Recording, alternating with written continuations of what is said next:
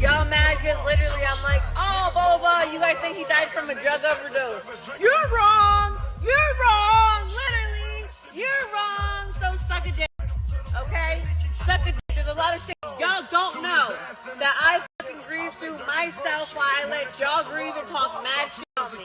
I don't care. What's good, RIZZLE fam? Everything we know about the famous rapper Juice WRLD's death is nothing but a big fat lie. Well, according to his girlfriend. The way Juice WRLD died has been a mystery ever since it happened back in 2019, but now we got some new info coming up that's about to change everything. Juice's girlfriend's here and she's ready to expose the truth about his death. Jarad Anthony Higgins, better known to the public eye by his artist name Juice WRLD, was a rapper and singer from Chicago. Juice gave us some iconic music that will forever be remembered, such as legendary tracks Lucid Dreams and Wit Me that marked the year 2018 and established Juice as a top-notch artist. However, his impact stretches way beyond just that. He influenced a generation of young people who religiously followed Juice wherever he went in terms of his style and creativity. He was basically at the forefront of a completely new subgenre of hip-hop. Needless to say, those same fans and the entire music world were utterly heartbroken when they found out that Juice had passed at such a young age. On December 8, 2019, just 6 days after his 21st birthday, Juice suffered from an unknown medical emergency after landing at the Chicago Midway International Airport with his private jet that took off from Van Nuys Airport in LA. He was flying to Chicago when something terrible happened during the flight that ultimately ended Juice's life. What was initially described as a medical emergency by the media was later explained in more detail. Once the Cook County Medical Examiner's Office gave their official statement, the world was given a clear story on how one of the biggest rappers passed: accidental OD. In the first few weeks following his death,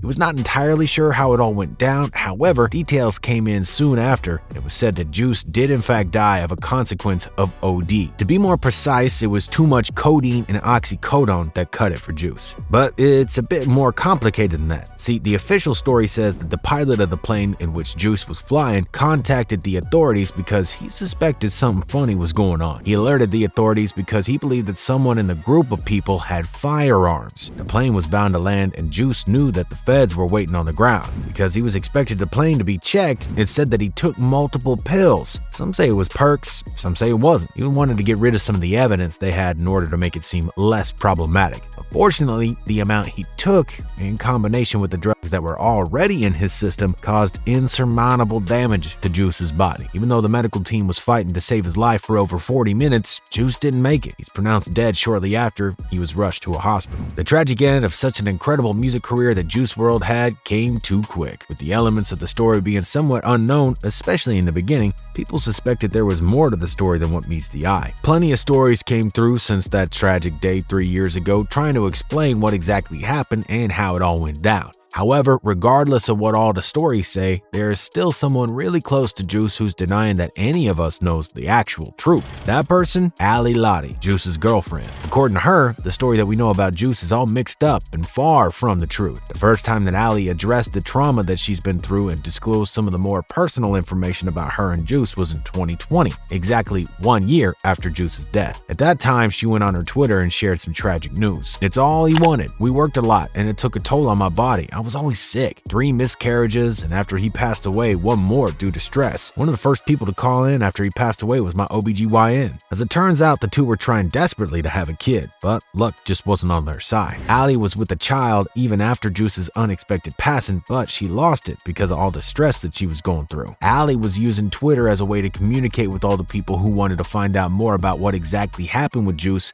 and what she went through as well. On his 1-year anniversary, she opened up about a number of other things as well. To this day, I cannot get on a plane or hear sirens. Too triggering. I remember these moments minute by minute. Last year feels like minutes away. Lastly, she said she's still not healed, and judging by her tone, it looked like it wasn't going to be coming anytime soon either. Her tweet said, "Time's not real and it doesn't heal." But now we've heard from Ali once again. 3 years have passed, but she's still going through a lot. And not just that, it seems like this time around, she's way more pissed than sad. A video surfaced on her Instagram account where she made fun of all the fans who believe that Juice died from an OD. Even though she doesn't say exactly what happened, she basically is just calling people out for being dumb. She never truly gives any more details than that, and she's just leaving everyone hanging, waiting for some new info. The video goes like this. Y'all mad because literally I'm like, oh, blah, blah, blah. You guys think he died from a drug overdose. You're wrong. You're wrong. Literally, you're wrong. So suck a dick. Okay? Suck a dick. a lot of shit y'all don't know that I fucking grieve through myself while I let y'all grieve and talk mad shit on me.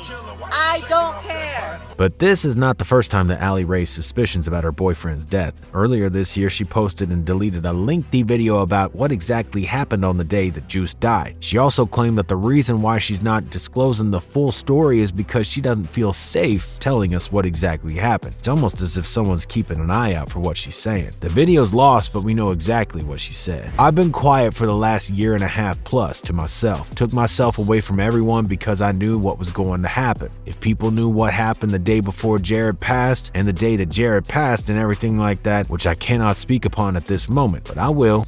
I just have to make sure that I'm safe. Know you guys have my full support. I cannot let Jarad's legacy be what it is. Jarad would never treat any of his fans like this. It's always been about money, and Jarad made enough money to not have this issue. Now, it might seem to some like she's really onto something with this. Nobody ever denied Juice's death is under a veil of mystery, but she's also been quiet for a very long time, and because she's the only one who could ever give us some additional info, people are starting to question if this is just clout chasing attempt. Comments online are not on her side though. People think Allie's capping. This one comment read, "We literally saw the autopsy? Typical females trying to clout chase." Another one was right up there with some twofold meaning. It said, "Can't spell Allie without L. She stays talking on his name. She just thirsty for clout." We're not so sure what is real and what isn't at this point. The video that Allie deleted also said that she would take this to court. However, nothing happened just yet, and she's looking pretty desperate at this point. There are people online who are accusing Allie of not only lying, but also being drugged up while she filmed the video that you saw earlier. It might be the case that she doesn't really know much more than we do, but she's just trying to stay relevant, as the Twitter comments earlier suggested. But we understand that she's still in pain. She's not the only person who was close to Juice who's still struggling. The manager of his music, Lil Bibby, is also going through a tough time himself. Handling Juice's affairs have been one hell of a challenge for him. He's been trying to keep the legacy of Juice WRLD alive, but the expectations are hella high and sometimes impossible to keep up with. Plus, they can be filled with contradictions. He spoke about it in one of his recent tweets. He said, "People say we don't put out enough music, but then they say we do it for money." He followed it up with another post about how his feelings were hurt and how he's trying to come up with something new that would satisfy his audience and be worthy of Juice's name. It got so bad that he even considered quitting music altogether. "I'll try my best, but I'm a human and I have feelings. This job ain't easy. People making crazy allegations and saying hurtful things. I want to put out music because I know that's what Juice wanted, and I know his fans wanted it, but I sometimes want to quit." In the end, one thing's for certain, Juice WRLD is taken away from us way too early. Pain's still there, and those who are the closest to him can obviously still feel it. And it's not any easier for them to even go through 3 years after he passed. But what y'all think about the recent video that Allie, Juice's girlfriend, came up with? You think there's something more to what she's saying? Is Juice's death still something that's unclear? Or is she simply trying to keep herself in the boat of the mainstream media? Let us know what you think all about it in the comments section below. If you like this one, make sure to check out this next video too. Click that like and subscribe button. And as always, remember to keep it RIZZLE.